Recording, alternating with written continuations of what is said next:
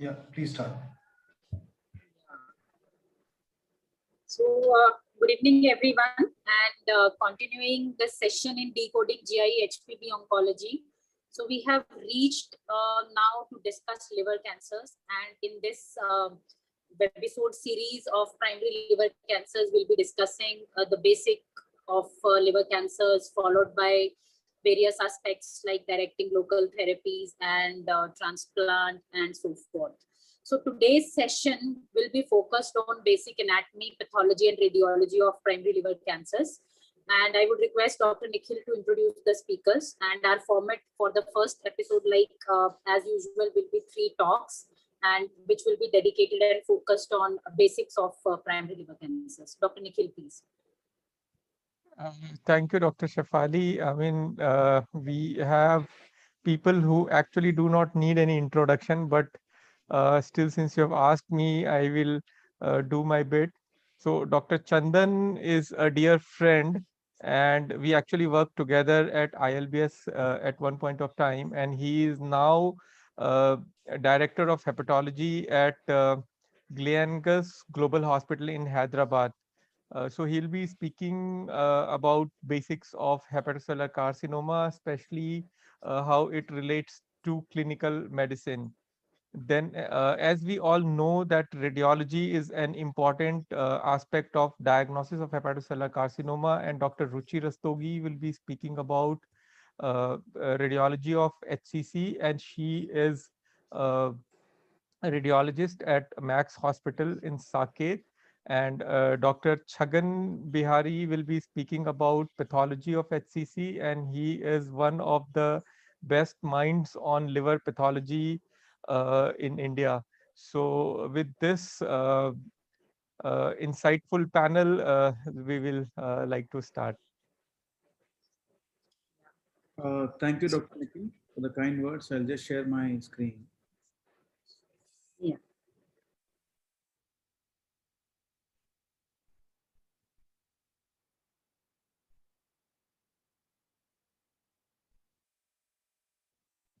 I hope my slides are visible. Yeah, they are. Yes. Yeah. Once again, I want to thank Dr. Nikhil for this wonderful initiative and for the kind words.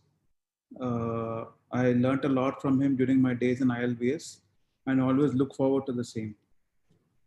So today we're going to talk about hepatocellular carcinoma, basics to bedside. It's a very large topic, but I'll try to be as crisp as possible and try to complete in the stipulated time. I've been greetings from my department. So I'll be covering my talk in the following headings. So HCC is the most common primary liver malignancy. Worldwide, around more than 600,000 cases are reported per year. The 7th most common cancer in the world, and the 3rd leading cause of cancer-related mortality, and more in men than women. Out of this, only 12% are actually eligible for resection and or transplant, and 80 to 90% of HCC cases occur in cirrhotics. So in this population database, Dr. Chandan, sorry to interrupt. I think your slides are not moving, so people can't see it. It's the primary screen which is there, desktop. So we can just see the folder. We can just see the folder. Yeah.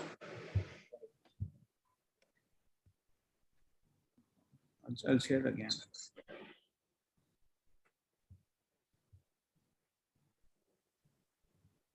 Now is it visible? Yes, it is. Yes, sir. It is visible. So today my presentation is on hepatocellular carcinoma, basics to bedside. I bring greetings from my department. I'll be covering the talk in the following subheadings. So HCC is the most common primary liver malignancy. Worldwide incidence around more than 600,000 cases per year. 7th most common cancer in the world. 3rd most common cause of cancer-related mortality. More in men than women. And only 12% are eligible for surgical therapies like dissection or transplant. And 80 to 90% of the patients with HCC have a background underlying liver disease. In this population database, we see that over the decades, HCC incidence has tripled This is probably because of rising incidence in cirrhosis, HCV, HPV, and the new metabolic syndrome associated fatty liver disease or insulin resistance. Coming to the prognosis, although the prevalence has been increasing, the prognosis has definitely been improving because of the improved survival after resection, the better treatment modalities, better earlier diagnosis due to better screening protocols, and more treatment options being available. So cirrhosis is one of the biggest risk factors for HCC development. Cirrhosis is present in, like I already said, 70 to 90% of patients with primary liver cancer have cirrhosis. And these are various causes of cirrhosis. And HCC is less common in cirrhosis caused by autoimmune hepatitis, Wilson's, or cholestatic liver disease compared to viral or fatty liver or hemochromatosis or alcohol use. So this is a population cohort around 2,500 patients in which they are seen that HCV had the highest hazard ratio for development of cirrhosis of HCC, followed by HBV, alcohol, and fatty liver come subsequently. So now obesity is the next pandemic after COVID. It has been going on for a long time, now taken over by COVID. And we see that in this NEJM paper, we see that those patients, obese men who have higher risk of mortality from cancer, out of that, liver cancer has the highest risk of mortality compared to other sites of cancer. So obesity and fatty liver itself as an independent predictor of cancer-related mortality. Coming to the next, HCC pathogenesis. So this is the spectrum of how the development of HCC happens. Normal liver, then heterological factors like HB, HP, HC, ethanol, fatty liver, that leads to cirrhosis, then dysplastic nodules, epigenetic alterations, genetic alterations, which I'll be showing subsequently, and that culminate in formation of HCC. And these are the potential targets for the formation of HCC: oxidative stress, reactive oxygen species, growth factors, loss of cell cycle checkpoints, different carcinogens, anti-apoptosis, telomerase shortening, and so on. So these are that we can classify the molecular pathways involved in hepatocarcinogenesis under the following subheadings, like tumor suppressor pathways, P53. Most predominant pathway which is involved in HCC pathogenesis is P53 suppression, or 50% patients will have. Oncogenic pathways, growth factors, all of sorafenib, regorafenib, everything act on this growth factor signaling pathways, and so on. So this is a schematic diagram which shows the main pathogenesis of HCC. There's a Wnt beta-catenin pathway. When the Wnt protein interacts with the Frizzle receptor, this APC and AXIN1 are inhibited complex, and that leads to dephosphorylation of beta-catenin, which is free to enter the nucleus, and that is how the cell differentiation happens, and the cell mitosis, and that's how the tumor growth happens. Other tyrosine kinases, that is EGF, growth factor signaling pathways, EGFR, VEGFR, PDGFR, they act via the RAS-RAF pathway, and that culminates in ERK, that is epidermal regulated kinase increase, and that's translates into worsening cell cycle. Another is a mTOR pathway. So this is important to understand in HCC pathogens, Wnt beta-catenin pathway. Around 30 to 40% patients will have this abnormal Wnt catenin signaling. So like I already showed that this is the complex which helps in keeping the beta-catenin degraded by phosphorylating it. Whereas when the Wnt protein interacts with the Frizzle receptor, this complex is phosphorylated, so beta-catenin is free, and that's how it targets the target genes and for transcription, and that's how cell growth happens. So like I said, 30 to 40% of the HCC have Wnt abnormalities. For example, even HCV cirrhosis, also the HCV core protein in itself induces Wnt1 expression. The Frizzle 7, the Frizzle receptor is upregulated in HBV into HCC. And this is how the different etiologies lead to HCC when they affect the Wnt pathway. What about the growth factor signaling pathways? That is the FGF, TGF, HGF, VEGF, and so on. They act through the RAF pathway, and that's how they all these are phosphorylated. They're upregulated, and so because of in uncontrolled cell growth, and that's how tumorogenesis happens. So if you summarize the molecular pathways in the multi-step development of HCC, normal liver, when the etiology happens, you develop chronic hepatitis or cirrhosis.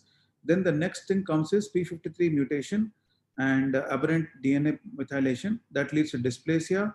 Further tumor suppressor genes are suppressed. That's how P53 mutation happens, and the retinoblastoma dysfunction also happens.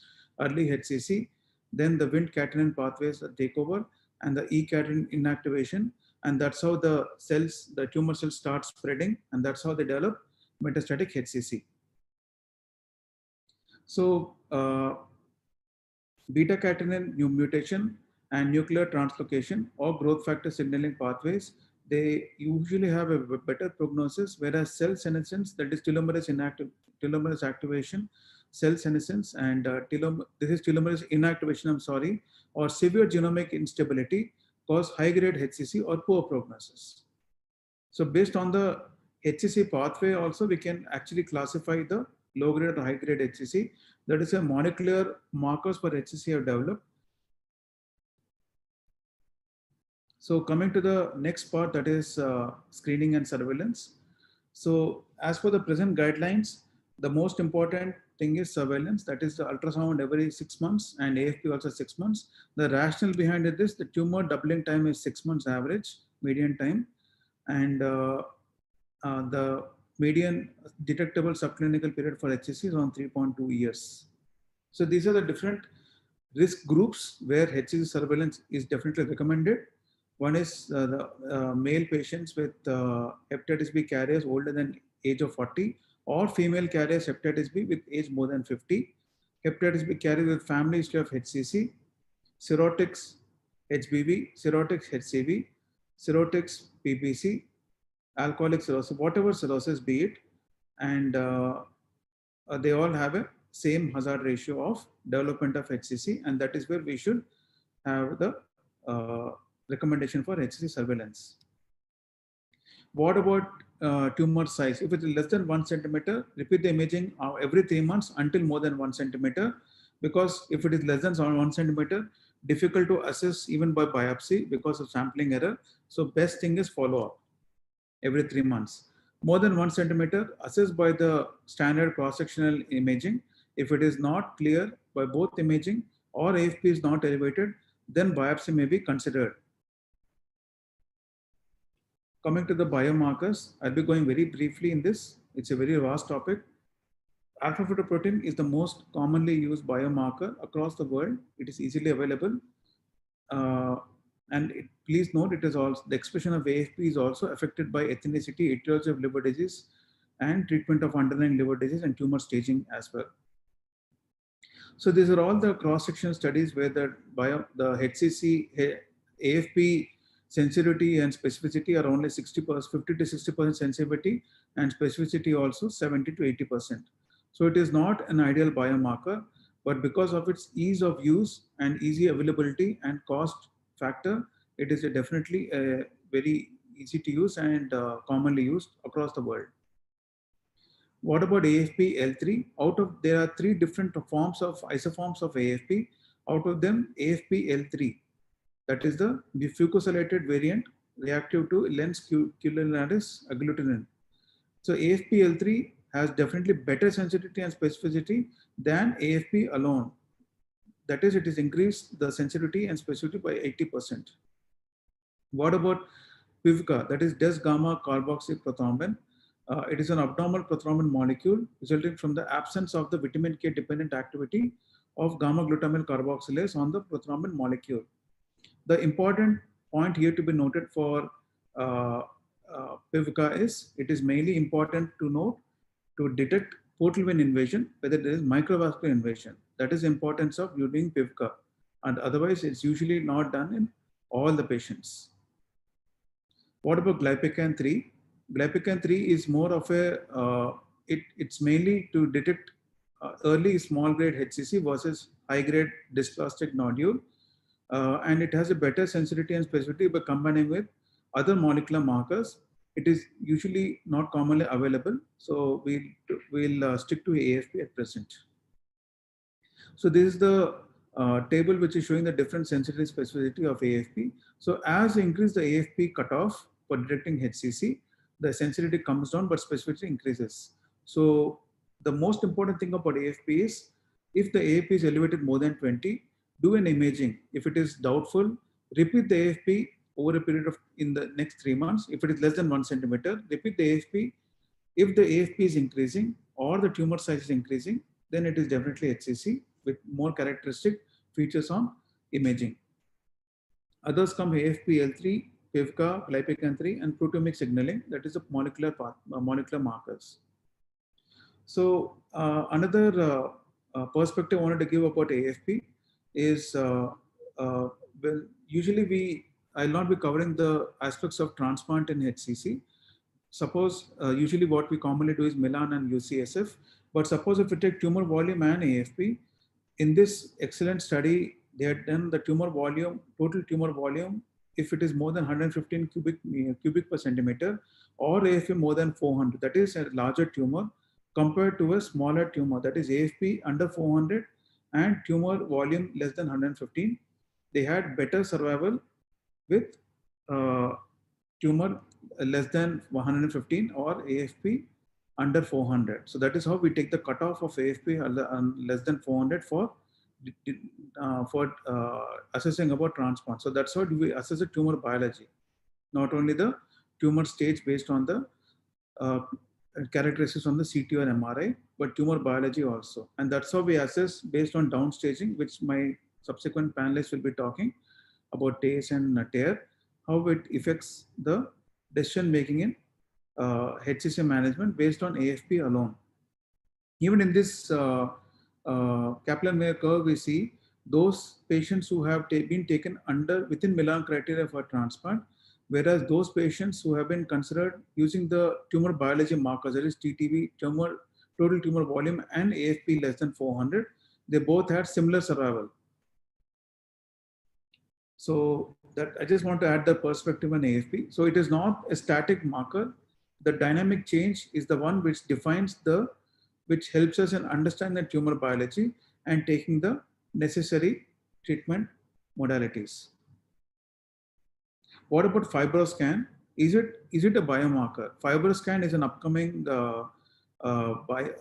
modality which is used in liver disease management across the globe. What about its use in HCC?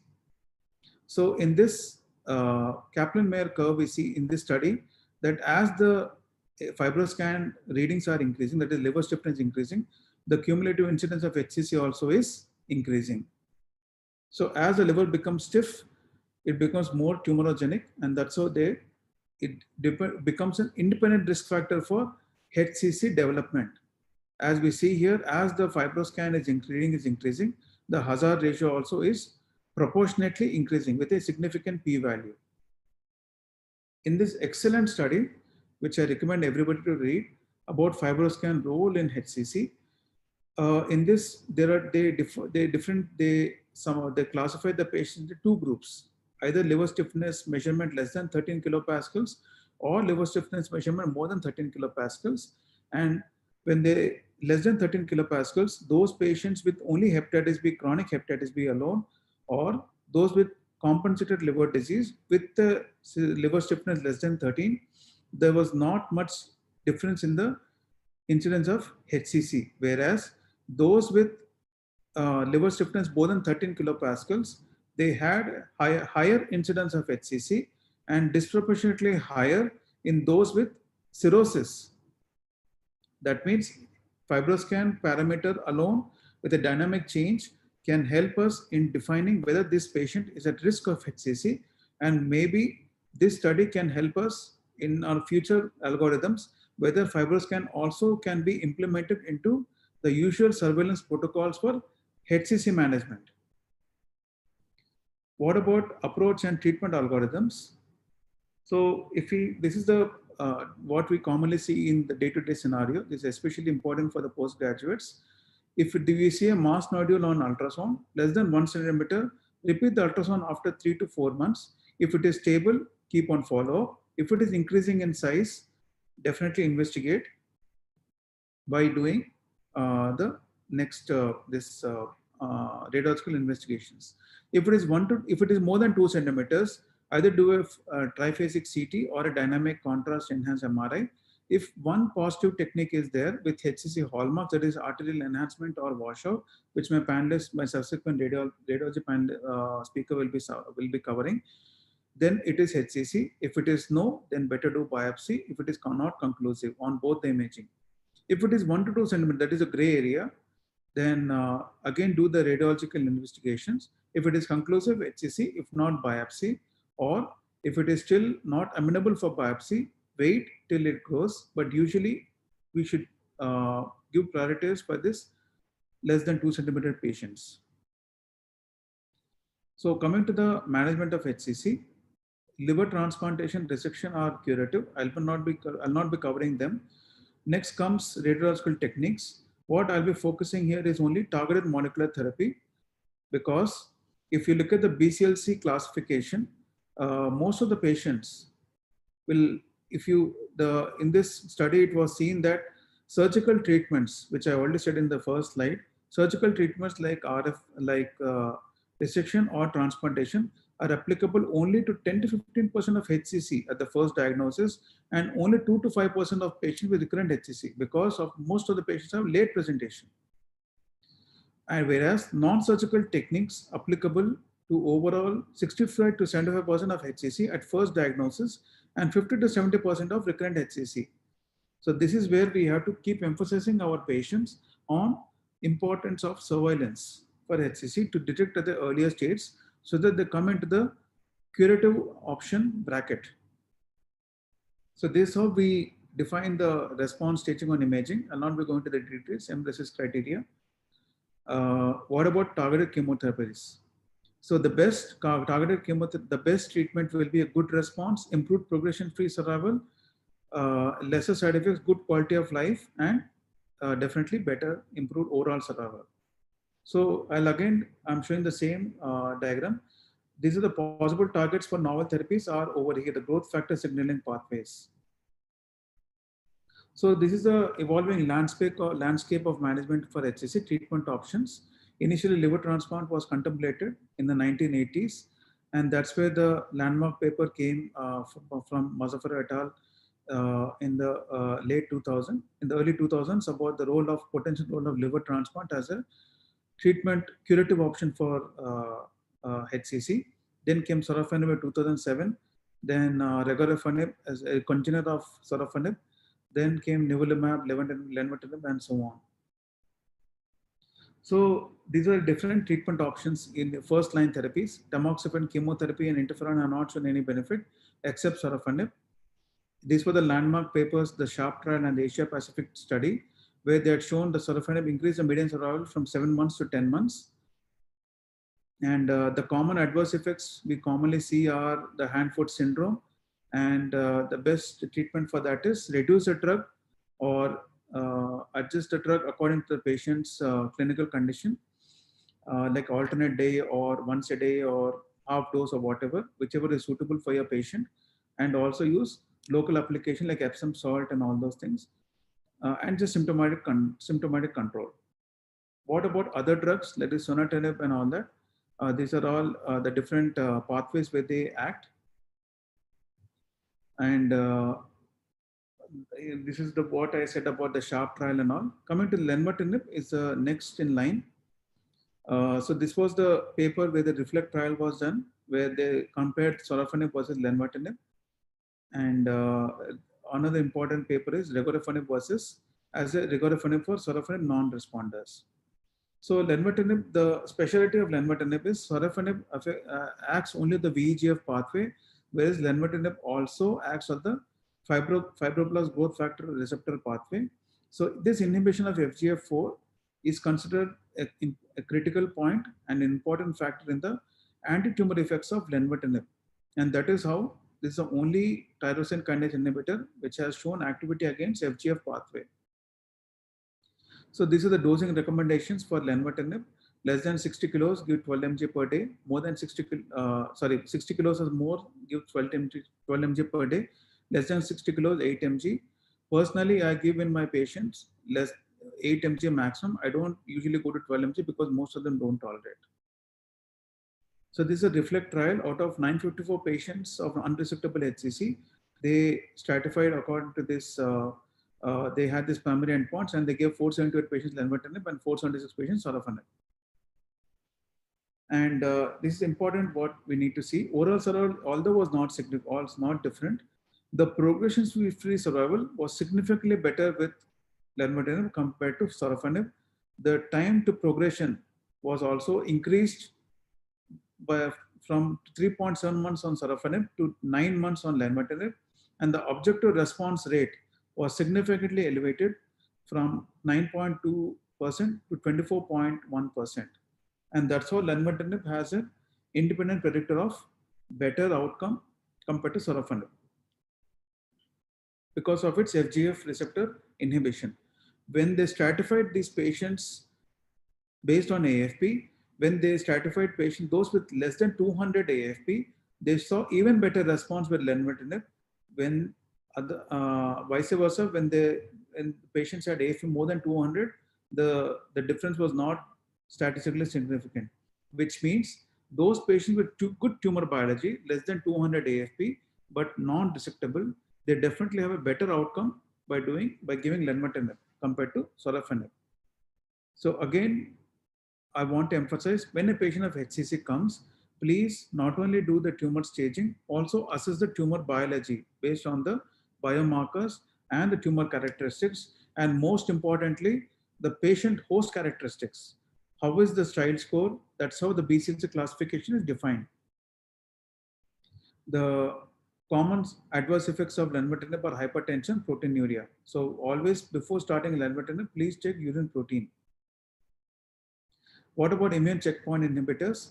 So by giving immune checkpoint inhibitors, we activate the CD4 cells, and that's how the interferon gamma pathway is increased, and the tumor lysis happens.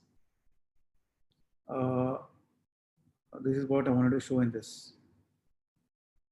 So to summarize, the checkpoint inhibitors, it is definitely as good as lenvatinib. Whereas in this different perspective, when we combine lenvatinib with the tumor immune checkpoint inhibitors, the objective response rate, the disease control rate, the progression-free survival was definitely better than individually. And although overall survival was not adequately reached. But the catch over here is checkpoint inhibitors are quite expensive, and and secondly, we do not have a time point for how long to use. So to summarize the EASL recommendations, these are different chemotherapy. So high level of evidence we have against sorafenib, lenvatinib. They recommend as a first line. Then come regorafenib, cabozantinib as second line. TACE, radiofrequency ablation, and definitely liver transplantation within criteria. We can go up to UCSF criteria, and that has shown first level, level 1 evidence for management of HCC, depending on the tumor and tumor staging and the BCLC classification. Next, moderate level of evidence comes for immune checkpoint inhibitors, down staging to Milan criteria by TACE or local regional therapies. And low level of evidence is for resection or neoadjuvant therapy. That is more important. I need to emphasize is neoadjuvant therapy. That is those patients are waiting on the waiting list, cadaver waiting list. What about the neoadjuvants? What we prefer is to do TACE and follow up for them to keep the patient in the criteria. So there is a step-up approach for chemotherapy. First line is sorafenib, lenvatinib. Second line should be regorafenib or others. But usually most of the patients are there in this first line only.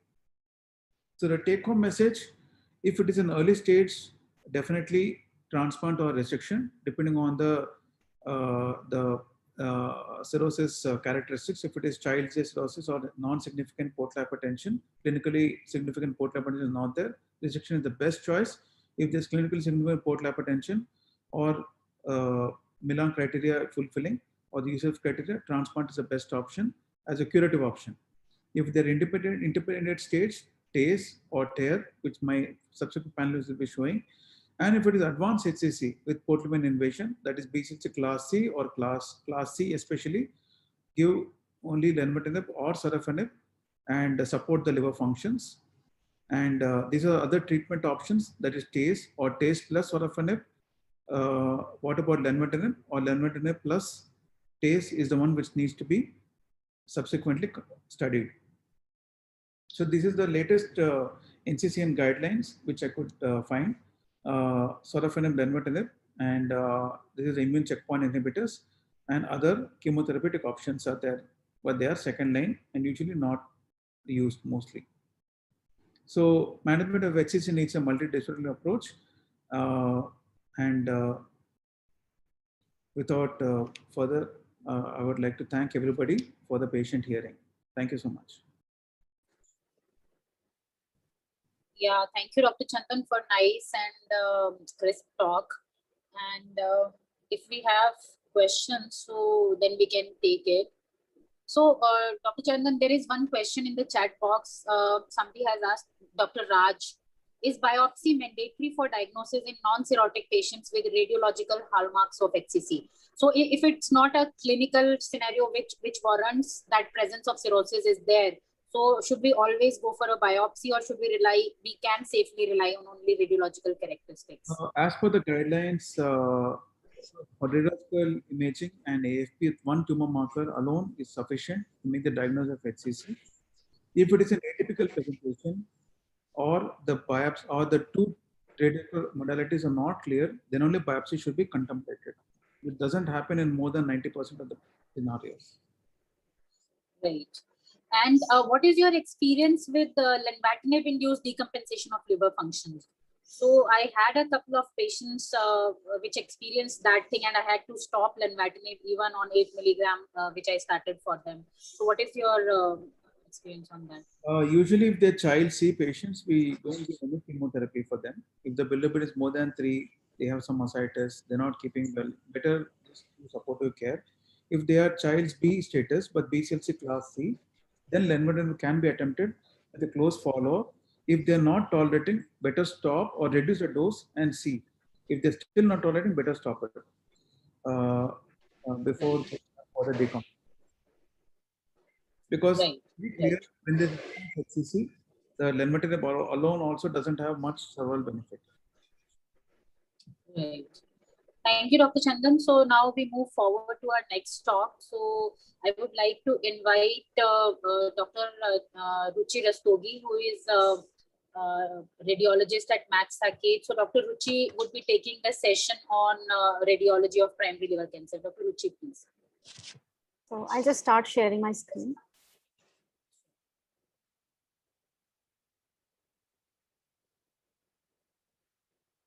Can you see my slides? Yeah, we can see. Okay.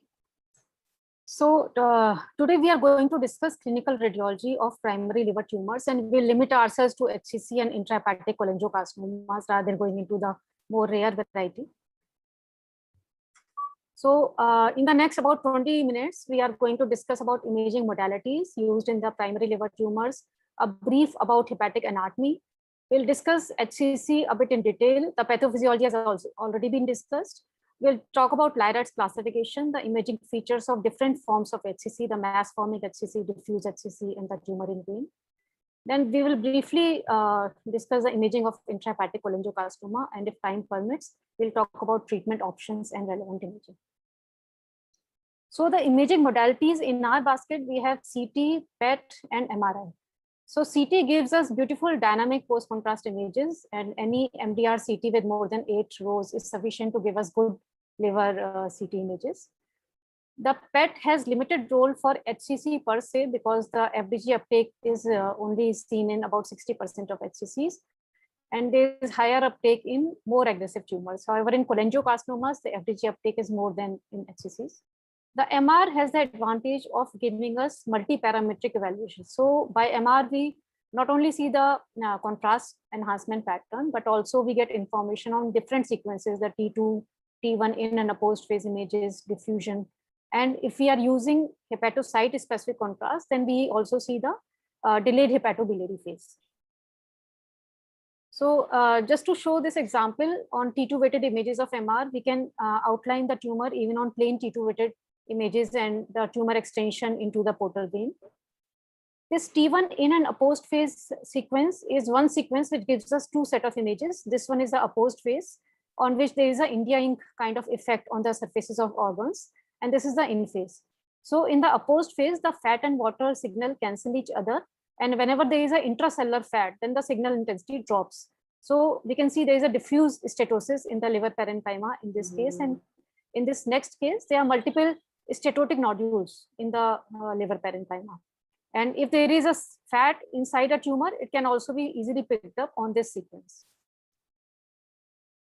Diffusion weighted images are very good in picking up small nodules within the liver. In fact, the metastatic tiny nodules are best picked up on diffusion weighted images, and also any peritoneal deposit, lymph node, all these lesions show diffusion hyperintensity. We can also combine the MRI with MRCP, which we can acquire in a 2D or 3D fashion. And this is especially useful in cases of intrahepatic cholangiocarcinomas. Now, the dynamic post-contrast images on MR, like in CT, we get only 3 or 4 phases, the non-contrast, arterial, portal, and venous. But in MR, we get more number of phases because there is no risk of radiation exposure. And the sequences are also quite brief. So we can see that there is an early arterial phase, and then there is a late arterial phase. And the tumor enhancement should always be commented on the late arterial phase. Then in our department, we use the hepatocyte specific contrast, which is multi-hands. So in this, we get to see these kind of positive cholangiogram images on the delayed hepatobiliary phase because of contrast excretion through the biliary system. And the entire liver parenchyma is enhancing. So any non-hepatocyte containing lesion stands out against the enhancing liver parenchyma on this hepatobiliary phase. Now we'll just discuss in brief about the hepatic anatomy. So we all know that liver is divided into 8 segments given by the Cournot classification. And the standard liver anatomy, this is the standard liver anatomy. So now my mouse is not, cursor is not seen here. So in this standard anatomy, we can see the CHA arises from the celiac axis, which then divides in GDA and the hepatic artery proper, which then divides in RHA and LHA, and the segment 4 artery arises from the LHA. Now, different kind of arterial variations were described. This is the most common given by Michel et al. So the arteries may be replaced, there may be accessory arteries, or the entire CHA may be replaced arising from SMA. And all these arterial variations are best assessed on CT angiogram studies. Although they can be seen on MR also, but the resolution of CT angiogram is much better than MR angiogram for exact vascular assessment. Also, the portal venous anatomy, this is the standard portal venous anatomy where the main portal vein divides into a right portal vein and left portal vein. And the right portal vein again divides into anterior branch and the posterior branch. And the left portal vein gives rise to segment 2, 3, and 4 branches. So portal vein classification, this is the simple classification given by Nakamura et al. And according to this, there are 5 kinds of portal vein. So all this anatomic information is very important when we are talking about resection of the liver tumors. So then we should always notice the kind of anatomy. The portal venous anatomy does not require as much technical, is not so challenging technically as the arterial anatomy, and this can be well assessed on both CT as well as MR. Now this is the hepatic venous anatomy. Sometimes the RHV may be dominant, and at the other times the LHV may be dominant. Now coming to HCC, we have already discussed about the pathophysiology of HCC. And because of this continuum of pathophysiology, where a regenerative nodule continuously develops into a HCC, so we see intermediate stages. And throughout this spectrum, the portal supply decreases and the arterial supply increases, which forms the basis of enhancement pattern seen on CT or MR. So there is the hyper enhancement in the arterial phase and hyper enhancement in the portal phase. And during this, there may be an intermediate stage when there is sufficient loss of portal supply and insufficient development of the arterial supply. So at this stage, if one does imaging, the nodule will appear hypovascular. And these usually correspond to dysplastic nodules or early HCC. So because of this continuum of the spectrum, the reporting may be ambiguous at times. It may not be clear whether the nodule is mitotic or benign. So to overcome this limitation, the American College of Radiology proposed this LADATS classification system in 2011, which was initially applicable only to CT and MR in patients with cirrhosis, but later on it also included ultrasound and contrast ultrasound. So on this classification system, few major features are defined. First of all, a mass-like configuration. This applies to mass-forming HCCs, not on diffuse HCCs. The lesion, or which is called observation in this criteria, in this classification system, should show a non-rim arterial phase hyperenhancement, non-peripheral washout in portal venous phase or later phase, enhancing capsule, a threshold increase of more than 50% in less than 6 months, or a tumor within the lumen of a vein. Additionally, there are other ancillary criteria also defined for HCC, non-HCC malignancies, or for benign lesions. In HCC, there may be a non-enhancing capsule, nodule in nodule appearance, mosaic architecture, blood products, fatty infiltration, etc. So on the basis of these criteria, a category is given to the observation, which may range from benign to malignant. The benign category categories are LR1 and LR2, and the malignant are LR4 and LR5, and LR3 is the intermediate category. So the category is assigned to the observation based on the size of the lesion and also the presence of number of major features. So if the size, you can see in the table that if the size is smaller, the number of features required to call it HCC are more. If the size becomes larger, even the lesser number of major features can assign the lesion to a malignant category. Additionally, the ancillary features are applied and the category may be upstaged or downstaged according to the presence of ancillary features. So now coming to the imaging features per se, we all know the imaging features on CT scan. There is arterial phase enhancement and washout on venous phase. On MRI, the T1 weighted images may show the lesion as hypo, iso, or hyper. Usually a more malignant kind of, more aggressive kind of lesion is hypointense on T1 and hyperintense on T2. The more less aggressive kind of lesions may be iso to hyper on T1 and iso to hypo on T2. On diffusion, there may be restriction in the tumor, which also correlates with the aggressiveness of the tumor. Arterial phase enhancement is seen in most of the HCCs, but 30% of HCCs may be hypovascular, so it's not a constant feature. Venous phase hypoenhancement is a more constant feature, and additionally, tumoral fat may be seen in well-differentiated HCCs, and in poorly differentiated HCCs, one may see necrosis and hemorrhage. Additionally, one can see mosaic pattern of tumor and presence of tumor capsule in larger HCCs. So just to see a few examples, in this case, we can see cirrhotic liver parenchyma, and there is a well-defined mass, which is arising from segment 6, dark on T2, and below the two images are the in phase and opposed phase. So the first image is the opposed phase and the second is the in phase. And you can see the tumor is bright on both in phase and opposed phase. And there is a central focus, which is relatively darker on opposed phase compared to in phase. So there is a small amount of intratumoral fat. On dynamic post-contrast images, we can see arterial phase enhancement followed by washout. And on the coronal, relatively delayed kind of venous phase, we can see this capsule, which is enhancing. Another kind of HCC in a non-cirrhotic liver background, we can see the tumor is quite hyperintense on T2 weighted images. And on in and opposed phase, if you see, there is a signal drop in the entire liver parenchyma rather than the tumor. So there is a background liver steatosis, and as such, there is no intratumoral fat. On post-contrast images, again, we can see heterogeneous enhancement on the arterial phase, followed by washout and a capsular enhancement on the delayed venous phase.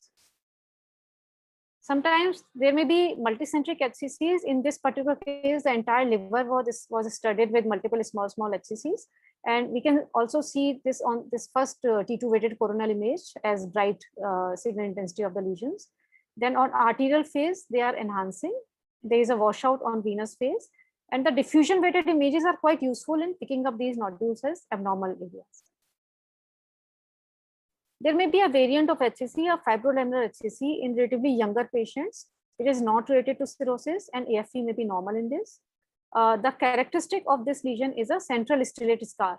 Otherwise, the remaining features are quite overlapping, and there may be calcifications, which are better seen on CT scan.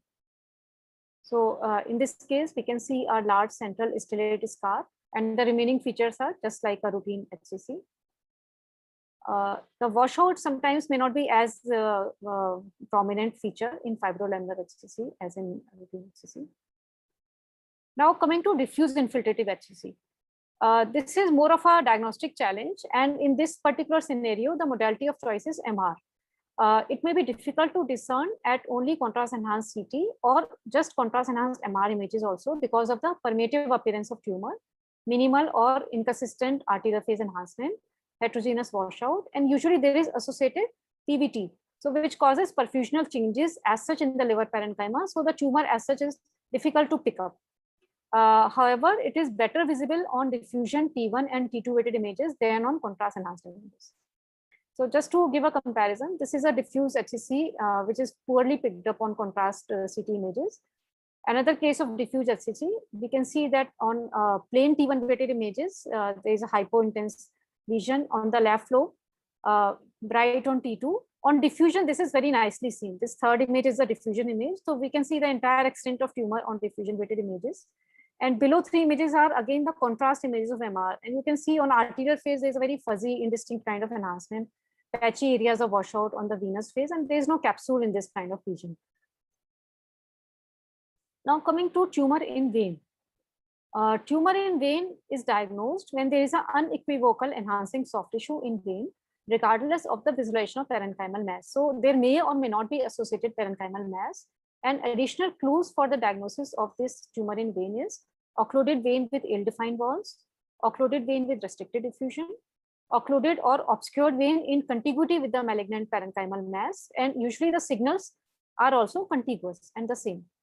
Heterogeneous vein enhancement, which is not attributable to artifact. So in these CT images of diffuse HCC with tumor in vein, we can see that in this third image, the upper image, you can see there is arterial enhancement in the intravenous tumor thrombus. Although there is no significant washout seen, but still there is a definite tumor in vein. This is a plain MR image of a diffuse HCC with tumor in vein. And on these contrast enhanced images of another patient with tumor in vein, we can see presence of multiple enhancing arteries within the soft tissue mass, which is present within the portal vein. Sometimes this tumor may be quite extensive, tumor in vein. In this particular case, it was reaching up to the right atrium through the IVC. So other non-HCC tumors can also give rise to tumor thrombus like intrahepatic cholangiocarcinoma, combined hepatocolangiocarcinomas, and metastasis of different origins. Now just a brief about imaging of intrahepatic cholangiocarcinomas.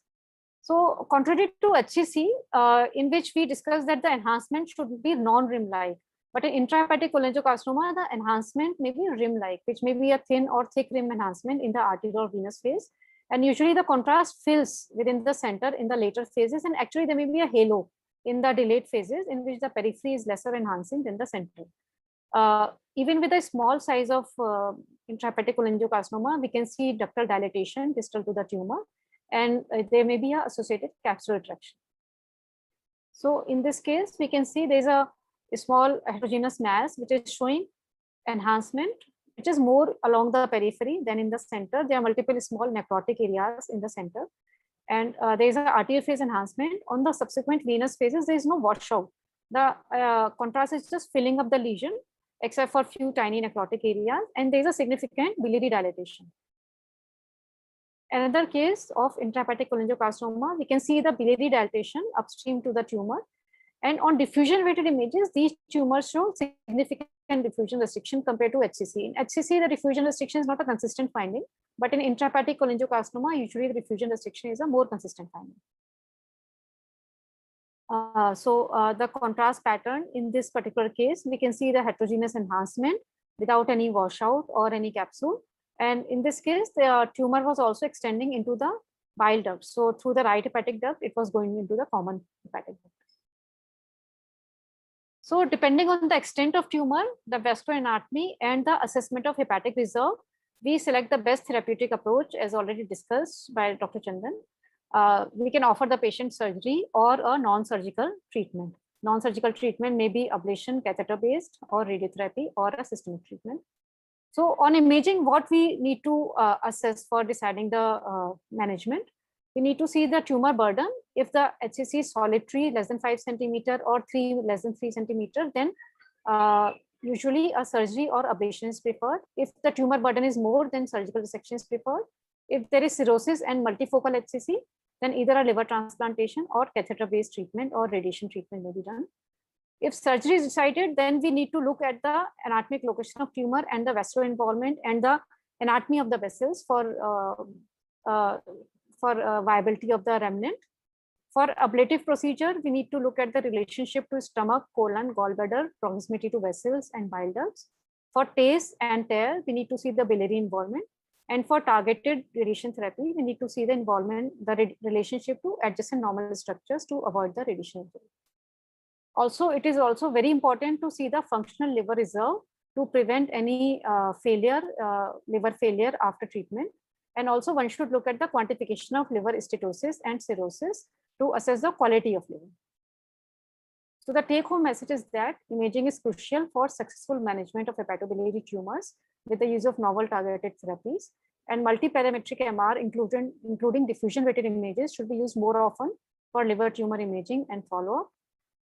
The future directions are quantitative functional imaging, advanced post-processing techniques like image fusion, volumetric assessment, and a formal imaging education in radiation oncology training, because at the end of the day, it is a teamwork which gives the best patient management. Thank you. Yeah, thank you, Dr. Ruchi. So that was really informative. And I will see if there are any questions in the chat box. Okay, so since there are no questions, so we'll move on to the next talk, and we can take the questions actually at the end also if there are some. So I would request both of you to stay back if there are any questions. So we move on to the next topic, which is basically focusing the hepatopathology, and I would like to invite Dr. Chhagan Bihari for his talk on hepatopathology or pathology of the primary liver cancers. So Dr. Chhagan, please.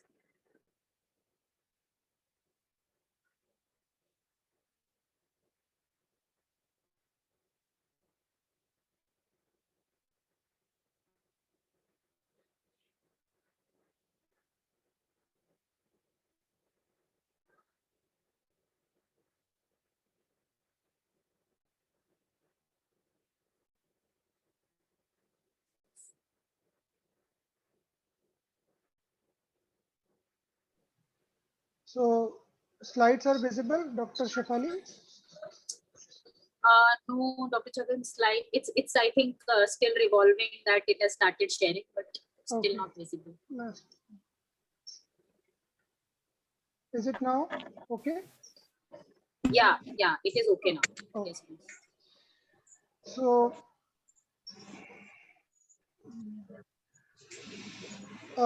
lastly, we will discuss about the histopathology or pathology of hepatocellular carcinoma. So to begin with the introduction, actually it does not need any introduction. So cirrhosis is the most important predisposing factor for HCC, and virtually any cause which can lead to cirrhosis can cause the hepatocellular carcinoma. So why the histopathology or liver biopsy or resection is done? Resection is for the curative intent and biopsy for the diagnosis. So in case of tumor histopathology, it is an important diagnostic tool, and it helps sometimes in distinguishing from the other lesions like the mixed hepatocellular carcinoma plus cholangiocarcinoma or exclusively cholangiocarcinoma or metastatic neuroendocrine tumor. So sometimes the imaging features are not characteristic of HCC, and then you need to have a biopsy. Then there is a prognostic implication of the biopsy, because now the immune checkpoint inhibitors are coming. So we need to have some understanding about this. So we need a tissue, and by which we can have this understanding. Now, grossly, what we receive is a resected specimen. So this is a background cirrhotic liver, and these are the nodules you can see. And this is fibrosis. The white kind of structure is fibrosis, and these are the hepatocytes.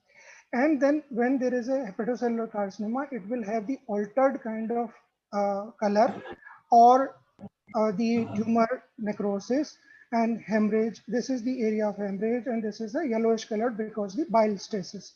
So it will have a different, grossly different architecture than the background liver. So you can see here, this is a cirrhotic background, and these are two nodules which are HCC.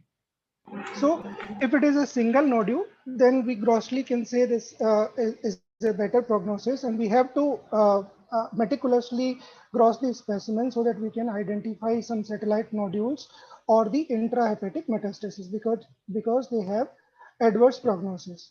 Now, at times, these tumors are not showing any kind of fragility, which we have seen in the earlier picture. So these are solid tumors, and they are well encapsulated. And these tumors, they have a adverse prognosis because they have tendency to give invasion into the vessel. So this is a HCC. You can see it is a very well encapsulated tumor. And this is a nearby vessel where it is invading. So we need to also see the major vascular invasion in the gross. Sometimes in the explant liver, you can see early SCC, or you can say that incidental hepatocellular carcinoma. So this is about gross. Now we come to the actual pathology. And before discussing about the histopathology of HCC, I would like to give a view about the normal histology of liver. In classical textbook, you have seen a hexagonal structure of the hepatocyte lobule. So here we have 6 portal tract. These are 6 portal tract, and then a single hepatic vein, or the central vein. But this kind of structure is unfortunately not seen in for the histopathology people. So we do not have such classical hexagonal structure, and we have to rely on another structure which is called SNI. So SNI is a structure which is 2 portal tract are connecting, and then a hypothetical line is drawn from the portal tract to the central vein. And then after this hypothetical lines, we can divide the liver areas into 3 basic areas, that is called zones. And these zones are not only they have some important physiological distinction, which is a separate altogether topic. So this is area which is near to the central vein is called zone 3, and the zone 2, and area which is most perfused, because here the blood will flow. So this is the perfused area which we call as zone 1. The implication of this zonation is that in case of hepatitis injury or any kind of inflammatory injury, this zone 3 necrosis or inflammation occur. Now, when we see a portal structure, so this is a hepatocellular lobule or SNI, which we have discussed. The another portal area might be somewhere here, and then it is a SNI, which is a triangular structure. And we can identify zone 1, zone 2, and zone 3. Now, coming to the normal portal tract, a normal portal tract is a fibrous background, which is a normal physiological fibrosis. It is a fibrotic background, and then there will be a duct and nearby artery. Usually, how we identify a duct, the duct is almost similar kind of same dimension of that artery, and it is closely associated with the artery. Whenever there is a duct loss, in case of PBC or any biliary pathology, we call it as a widowed artery, because the bile duct structure is not there. The most important thing about this distinction of bile duct, sometimes there could be a ductular proliferation. So you have to see a duct within the 2 dimension of the periphery of hepatic artery. Suppose this is a hepatic artery. If you put like 2 hepatic arteries here, and then you draw a circle, so your your bile duct should lie within this dimension. If it is not there, then it is called duct loss or vanishing duct or widowed artery. Then there is another structure which is called a portal vein, which is of thin layer, which is delineated by the thin layer of endothelium, and it is of a little larger of diameter. Now, when you call as a cirrhosis, so cirrhosis is a structure where there is a gross distortion of architecture, which we have seen. So there will be a all over fibrosis, and this fibrotic nodule will encircle the hepatocytes, the group of hepatocyte. Here you cannot see a portal structure or central vein. Sometimes it is in in this nodule, it is not there, and somewhere it will be there. So it is a gross distortion. The central vein here you can see, but in all other areas you cannot perceive or you cannot see a central vein. So the micronodules, which we call, is if the nodule is less than 3 mm, then it is called micronodule. Actually, it is on gross, but in histopathology also you can assess. And if it is more than 3 mm, we call it macronodule. Now, after this normal histology of liver, we can see these are the hepatocyte cord. So these are very well delineated, and this is called hepatocytic cord. It is usually a single layered structure. So in hepatocellular carcinoma, as the name suggests, the structure of the tumor should mimic the hepatocyte, and then it is a carcinoma. So it will have a proliferation of hepatocyte. So if you look this picture and versus this picture, you can see a crowding of hepatocellular cord, and then there is a nuclear enlargement. So this is the first lesson which you have to remember.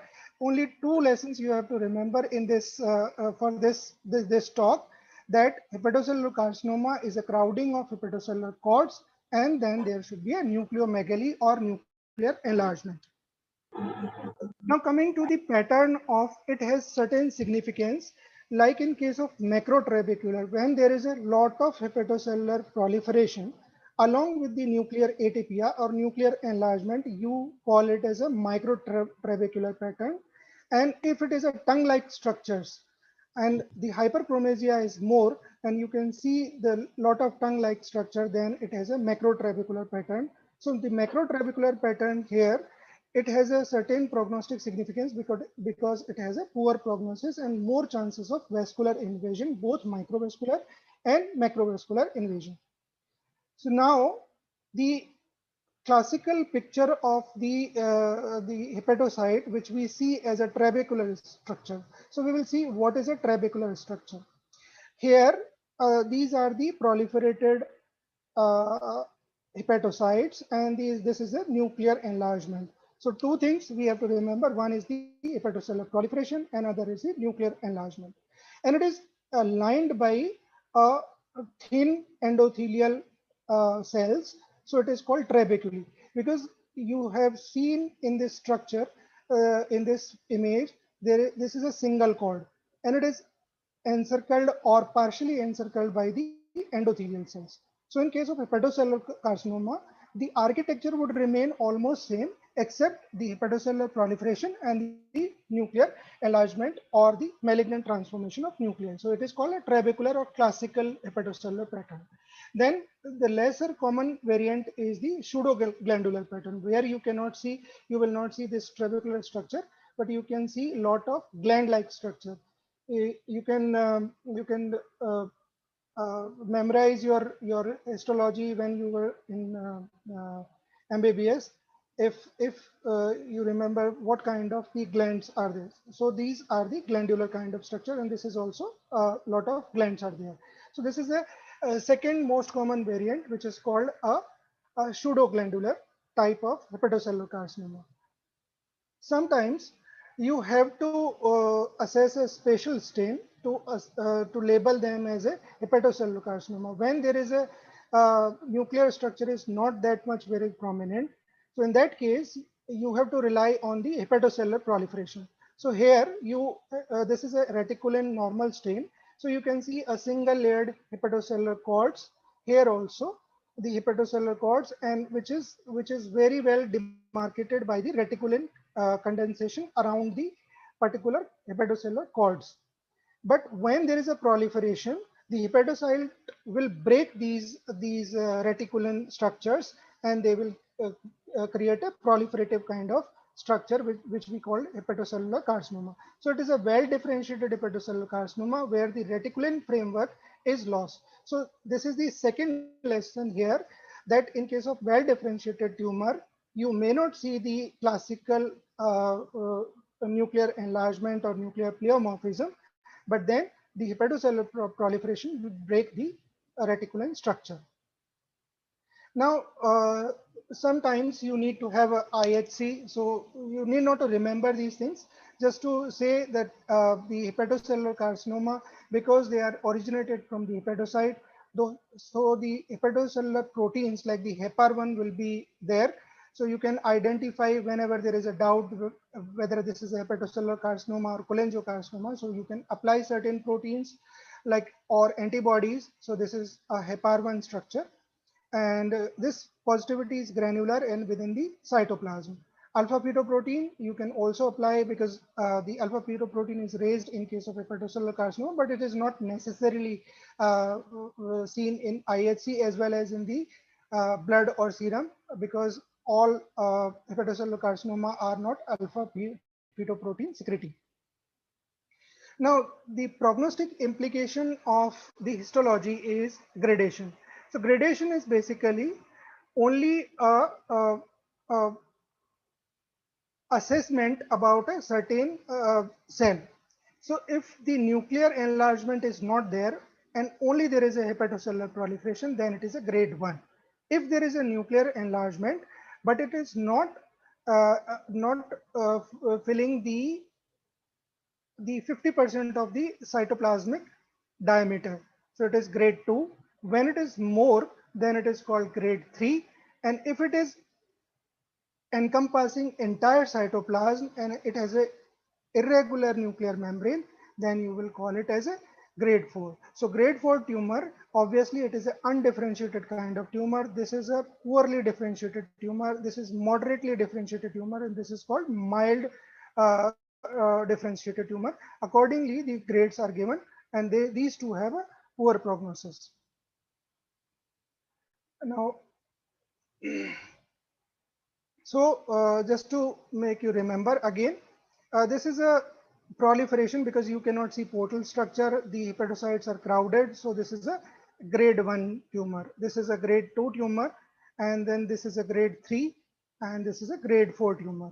You can see the nuclear enlargement, the angry looking, like the pathologists call it, angry looking nucleus of the cell.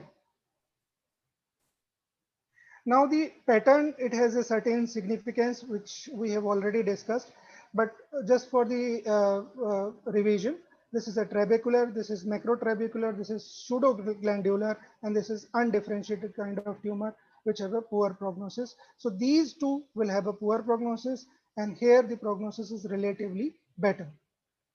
So histological variants, you need not to remember all of them. Just 2-3 things we have to say, like the fibrolamellar hepatocellular carcinoma, which is, we will not discuss here because it is a rare kind of tumor.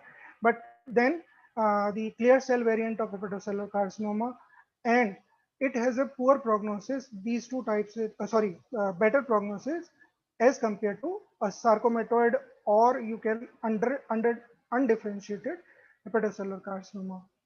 So histochemically, we can apply reticulin, and this is the single most important marker. Even if you do not have the IHC in your armamentarium, then the reticulin will suffice to diagnose a case of hepatocellular carcinoma. Now, immunohistochemistry. So immunohistochemistry, this is the last slide, so I will not take too much time. And this is the third lesson, which you can remember, or it is on your choice. But this is the immunohistochemistry we apply for 3 things basically. So when we have to identify whether it is a hepatocellular origin or hepatocyte origin, then we have to consider the protein which are normally expressed in a hepatocyte. And these are HEPAR1, arginase 1, glypican 3, and alpha fetoprotein. So it is not necessary to have alpha fetoprotein, but arginase and hepar1 are usually seen. And when you have to identify a lesion, whether it is a malignant or benign, in case of mild differentiation or well differentiated tumor, you might miss a tumor as a hepatocellular carcinoma. Then you have to identify the subtle features which are indicative of malignancy. For that matter, you can apply HSP, that is the heat shock protein 70, glypican 3, and glutamine synthetase. And when this tumor is biphenotypic, means the tumor has a cholangiocellular differentiation or some other tumor, then you have to put a marker which are expressed by biliary epithelium. So these are the CK7 and 19. These only you have to remember two markers, CK7 and 19, and rest are rudimentary and not necessarily positive. So take home message is tumor size, which we need to assess in the gross, and tumor number also in the gross, the capsule status we have to assess in the gross examination, then the gradation of tumor, which is a prognostic implication, then the venous invasion, and intrahepatic spreading, or which is known as the satellite nodule or intrahepatic metastasis. These are two different kind of phenomenon. The satellite nodule is usually within the dimension of 2 centimeter, and if it is outside the 2 dimension of the major tumor mass, 2 centimeter, then it is called intrahepatic metastasis. And then the pathological TNM staging you can do, but the BCLC, like the Barcelona classification, the hepatocellular carcinoma is one of the tumor where this TNM staging is not required. So thank you very much.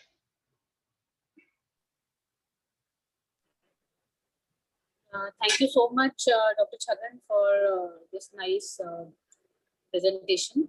And would like to ask audience if there are any questions. So we would like to ask them. Dr. Nikhil, anything from your side, any comment? The question after the one you have already shared. Yeah. So Dr. Tejasvi has asked, is PET scan required before planning treatment for HCC? I think Dr. Chandan would have left. So Dr. Chandan, are you there? No. So Dr. Tejasvi, PET scan is not routinely required before planning treatment for HCC.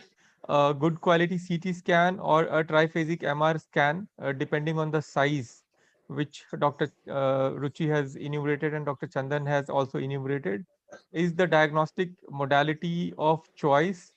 And most of them are not PET avid. So rather PET is not required as a curative, as a diagnostic modality as well. However, in some patients, especially when you are planning transplant and the AFP is very high, these are the subset of patients where most of the centers would want to do a PET before planning treatment. But generally, the answer is no. Then again, Dr. Gautam has asked, can TACE be curative?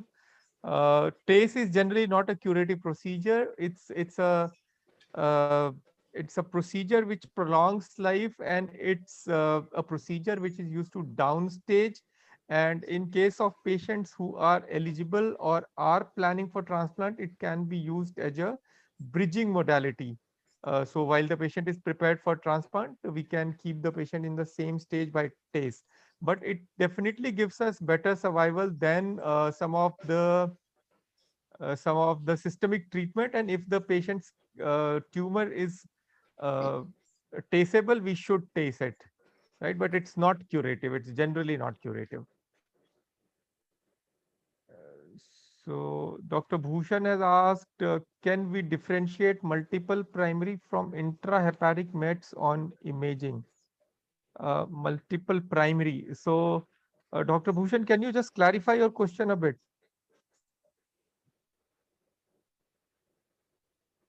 So Dr. Ruchi, can you take this question, please? So multiple primary versus intrahepatic mets. So if we are talking about cirrhotic liver, And if we are seeing multiple hypervascular nodules in the cirrhotic liver, then we take them as HCCs. And in a non-cirrhotic liver, if we are seeing hypervascular nodules, then they can be either metastasis, hypervascular metastasis. It is not very common to see multicentric HCCs in a non-cirrhotic liver. So in that case, the first possibility would be hypervascular mets, and we should subject the patient to systemic evaluation by PET or by other modalities. But in a cirrhotic background, the primary liver tumor is the first possibility. Yes. And Dr. Gautam also asked role of TACE in multifocal HCC. Dr. Ruchi, you want to take that? So in multifocal HCC, now TACE, as you rightly said, that it's a bridge to transplant. And also it's very good to triage the patients as biologically aggressive tumor versus not so aggressive tumor. So in India, although there is a living transplant program, living donor, but otherwise where there is a cadaveric transplant program and there's a shortage of organ, then it's a good thing to do TACE first and see which patient will actually benefit from a transplant. So definitely, and then if there's a multicentric HCC and good amount of cirrhosis, then there's always a risk of liver failure after doing TACE. So all multiple things have to be assessed. What is the reserve of the patient? If the patient can tolerate TACE, how is the reserve of the liver, and the treatment option which is available. Sure, I think that answers. So since we don't have any more questions, I think we'll close the session. And this was very informative. Thank you, Dr. Chandan. Thank you, Dr. Ruchi. And thank you, Dr. Chhagan. Next session is on HCC itself, and we will be talking about surgery for hepatocellular carcinoma. So with this, thank you, everyone. Thank you, participants. And good night, everyone. Thank you. Thank you so much. Thank you. Thank you, Dr. Nicholas. Yeah, thank you.